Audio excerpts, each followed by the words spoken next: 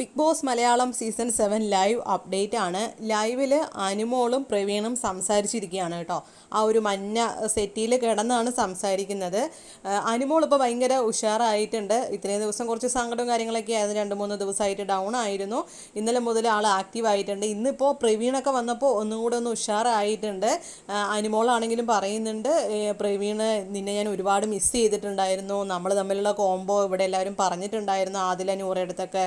അപ്പോൾ പ്രവീണാണെങ്കിലും പറയുന്നുണ്ട് നമ്മുടെ കോംബോ എല്ലാവർക്കും ഇഷ്ടമായിരുന്നു എന്നൊക്കെ പറയുന്നുണ്ട്. അപ്പോൾ അനുമോളാണെങ്കിലും പറയുന്നുണ്ട്, അതേ നമ്മളാണെങ്കിലും എപ്പോഴും തമാശയല്ലേ പറയാറുള്ളത്. അപ്പോൾ എനിക്ക് വല്ലാത്ത സങ്കടമായി പ്രവീൺ ഇവിടുന്ന് ഔട്ടായി പോയപ്പോൾ. ആരെക്കാളും എനിക്ക് സങ്കടമായത് പ്രവീൺ ഔട്ടായി പോയപ്പോഴായിരുന്നു. എനിക്കിപ്പോൾ സന്തോഷമായി എന്നൊക്കെ ഇങ്ങനെ പറയുന്നുണ്ട്.